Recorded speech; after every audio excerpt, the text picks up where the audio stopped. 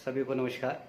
मैं डॉक्टर अनिल योगी आज आपके सामने एक विषय लेके आ रहा हूँ, क्योंकि मुझसे रहा नहीं जा रहा है कि मैं इस विषय पर चर्चा ना करूँ। चर्चा क्योंकि स्वास्थ्य से संबंधित है और हमारा क्षेत्र भी स्वास्थ्य से संबंधित है। मैं बात कर रहा हूँ योग, आयुर्वेद और एलोपैथी चिकित्सा पद्धति की। आप देख रहे हैं कि पिछले कई दिनों से इस पर वाद विवाद चल रहा है कि कौन सी पद्धति बेहतर। तो आज मैं, क्योंकि शिक्षा क्षेत्र से हूँ, क्योंकि यूनिवर्सिटी से हूँ, एक ऐसी यूनिवर्सिटी से हूँ जहाँ पर 12 स्कूल्स चलते हैं। योगा का एक स्कूल चलता है, फार्मेसी का एक स्कूल चलता है, हेल्थ साइंस का एक स्कूल चलता है और अलग अलग प्रकार के मैनेजमेंट और टेक्निकल अलग अलग स्कूल चलते हैं। अब समस्या ये आती है कि अगर ये वाद विवाद कॉलेज और यूनिवर्सिटी तक पहुंच जाए तो क्या होगा। तो आइए आज हम इसको देखें कि समस्या की जड़ है कहाँ। समस्या की जड़ को समझने के लिए पहले हमें एक कहानी सुननी होगी। कहानी आपकी परिचित कहानी है, आपकी सुनी हुई कहानी है, एक खरगोश की और एक कछुए की। जी हाँ, ये आपने सबने सुनी है कि जिसमें कछुआ जीत जाता है और खरगोश हार जाता है। लेकिन कहते हैं कि जब पीढ़ियां बदलती हैं तो विचार भी बदलते हैं। जब पीढ़ियां बदली तो किसी एक खरगोश के मन में आया कि भाई हम इतने तेज दौड़ने वाले कैसे हार सकते हैं। कई खरगोश इकट्ठे हुए और उनको एहसास हुआ कि भाई उनके पूर्वजों ने गलती करी थी, जिसके कारण वो जो दाग है वो आज तक हम पे लगा आ रहा है और अब वक्त आ गया है इस दाग को धोने का। सभी खरगोश इकट्ठे हुए, जंगल के राजा से बात करी और कहा कि हम एक बार फिर से कछुओं के साथ में रेस लगाना चाहते हैं, दौड़ लगाना चाहते हैं। कछुए अनजान थे, कछुओं को मालूम नहीं था कि क्या प्लानिंग चल रही है। कछुओं ने हाँ किया, क्योंकि पिछली बार उनके पूर्वज जीत गए थे, उनको मालूम ही था भाई पूर्वज हमारे जीत गए हैं, तो वो भी श्योर थे कि जीत जाएंगे। जब दौड़ शुरू हुई तो खरगोश कहीं नहीं सोया और कुछ ही घंटों में वह अपनी मंजिल पर पहुंच गया और कछुआ शाम तक भी नहीं पहुंच पाया। यह है कि खरगोश कछुए से तेज दौड़ता है। रात गई, बात गई, पीढ़ियां बीतती गई, दशकों बीत गए। एक बार फिर एक विचार रूपी बीज कछुए के मन में उत्पन्न हुआ। एक कछुए ने सोचा कि उस परमात्मा ने हर किसी प्राणी को एक विशेष शक्ति के साथ में नवाजा है, इस विशेष शक्ति उसको दी है। ऐसे कैसे हो सकता है कि वह शक्ति हम अपनी भूल गए और हमारे पूर्वज इस रेस में हार गए और आज तक वो अपमान अपने साथ में लेकर जी रहे हैं। अब वक्त आ गया है कि अपनी उस शक्ति का एहसास खरगोशों को कराने का, अपनी उस शक्ति का एहसास पूरे जंगल वासियों को कराने का। खरगोश साथ राजा के पास गए। खरगोश एश्योर थे कि भाई ये हमसे तेज दौड़ नहीं सकते, तो वह भी तैयार हो गए। जगह तय की गई। कछुओं ने कहा कि जो दूर जंगल से दूर एक पहाड़ी है वह पहाड़ी रखी जाए, उस पहाड़ी पर पहुंचना है।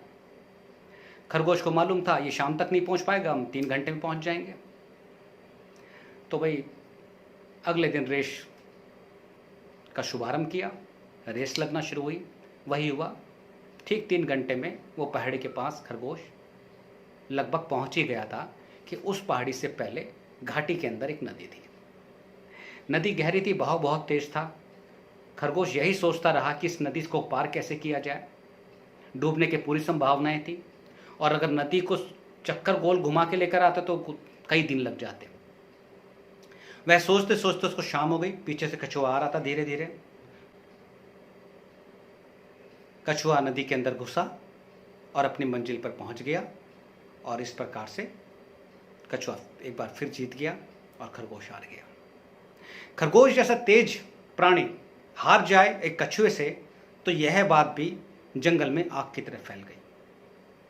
खरगोशों को लगा कि कछुओं ने चालाकी की है, एक ऐसी जगह रखी है जहां नदी थी, यह हमें मालूम ही नहीं था। तो उनके अंदर बगावत आ गई। सब जंगल के खरगोश इकट्ठे हुए। इकट्ठे होने के बाद कहा कि यह तो गलत हुआ है जी, इनको कछुओं का बहिष्कार कर देना चाहिए जंगल से। एक और गुट आ गया। वह गुट ये कहता है, भाई आपने ये शर्त मानी थी कि कहीं भी जगह रख लीजिए रेस में, कछुओं का इसमें क्या कसूर है। दो गुट में पूरा जंगल बट गया। कुछ बचे, कुछ थोड़े बहुत और प्राणी थे जो डिसाइड नहीं कर पा रहे थे कि खरगोश की तरफ रहा जाए या कछुओं की तरफ रहा जाए। जंगल में धीरे धीरे अव्यवस्थाएं फैलने लग गई। दूर ऊपर एक पहाड़ी पर एक बाज सारी घटनाओं को देख रहा था। बहुत बूढ़ा बाज था। शेर के पास पहुंचा और कहा कि महाराज, इसका तो कोई ना कोई हल करना पड़ेगा, क्योंकि रोज कोई कहानी नहीं, यही कहानी चल रही है। जंगल का मीडिया भी आता है, अलग अलग लोगों को बैठाता है। कुछ लोग कछुए का आरोप लगाते हैं कि कछुए ने धोखा किया है। कुछ लोग कहते हैं नहीं, खरगोश की गलती है, कि खरगोश के अंदर पोटेंशियल ही नहीं है नदी के अंदर घुसने का। उसको मान लेना चाहिए इस बात को कि उसके अंदर वो दमखम नहीं है। जब बाज और शेर ने पूरा देखा कि जंगल की अवस्थाएं फैल रही हैं, तो निर्णय लिया गया कि एक बार फिर दोबारा से इन दोनों की रेस कराई जाए, क्योंकि बात व्यवस्थाओं का है, बात सिस्टम की है, बात सुख और शांति की है। एक बार फिर दोबारा की उनकी रेस हुई। रेस होने के बाद वही जगह रखी जो पहले रखी गई थी, यानी कि नदी वाली। और जब खरगोश जैसे ही भागना शुरू किया तो राजा ने कहा, ठहरो, कछुए को तुम अपनी कमर पे बैठा लो और ये दौड़ेंगे दोनों तुम साथ साथ। उसने, राजा का आदेश था, वो जैसे ही पहुंचा तो 3 घंटे के अंदर वही नदी के पास पहुंच गया।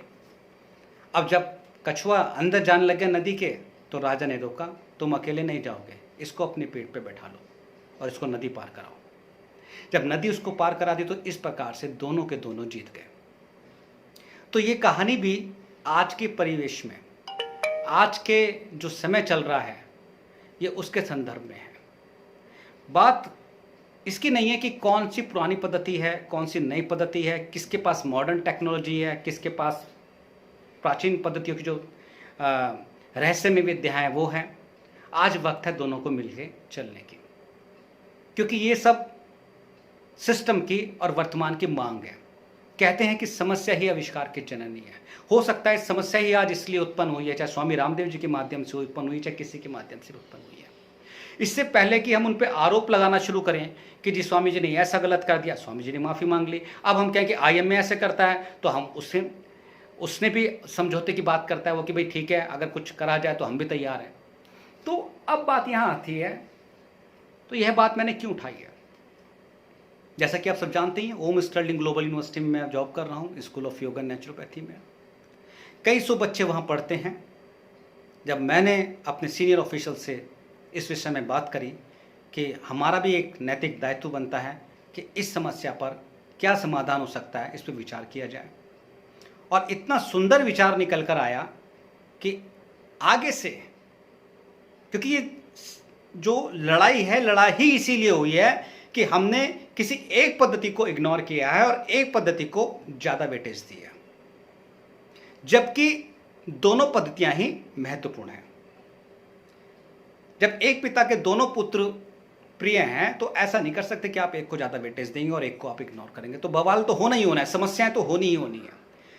तो हमारे यहाँ कमेटी ने डिसाइड किया कि इस बार एकेडमिक काउंसिल में इस बात का विशेष ध्यान रखा जाएगा कि अगर विद्यार्थी योग के हैं, प्राकृतिक चिकित्सा के हैं, तो उनको एक विषय मॉडर्न साइंस का, हेल्थ साइंस का जरूर पढ़ना चाहिए और उस स्कूल को विजिट करना चाहिए। उनको समझना चाहिए कि दवाइयाँ कैसे बनती हैं, उनको समझना चाहिए किस प्रकार से पैथोलॉजिकल टेस्ट होते हैं, कौन कौन सी मॉडर्न टेक्नोलॉजीज हेल्थ सेक्टर में आ रही हैं, उनको ये सब सीखनी चाहिए। इसी प्रकार से जो फार्मेसी और हेल्थ साइंस के स्टूडेंट हैं वो योग विभाग में जाएंगे, वो प्राकृतिक चिकित्सा विभाग में जाएंगे, जहां वो समझेंगे कि जीवन क्या है, जहां वो समझेंगे कि चेतना शक्ति क्या है, जहां वो समझेंगे कि भारतीय दर्शन में मन, बुद्धि, चित्त, अहंकार के बारे में क्या क्या कहा गया है। क्योंकि आज वक्त आ गया है कि दोनों मिलकर साथ चलें। आज पूरी दुनिया की नज़र हमारे ऊपर बंधी हुई है, और अगर हम ऐसे ही वाद विवाद करते रहेंगे तो यह विवाद बढ़ता ही जाएगा, कभी समाप्त नहीं होगा, जबकि इसको समाप्त होना बहुत जरूरी है। इसीलिए मैं उन सभी शिक्षण संस्थानों को, उनसे सबसे आग्रह करना चाहता हूं कि आप आगे बढ़कर आएं और अपने जो विद्यार्थी हैं, अपने जो स्टूडेंट हैं, क्योंकि यही स्टूडेंट कल मेडिकल सेक्टर में जाएंगे, यही स्टूडेंट कल योग या आयुर्वेद या प्राकृतिक चिकित्सा में जाएंगे। अगर इनके अंदर शुरू से ही हम, जब ये विद्यार्थी हैं तभी से हम इनके अंदर प्रेम की भावना भर दें कि आपस में तुमको मिलके चलना है, तो शायद इतनी बड़ी समस्या आती नहीं।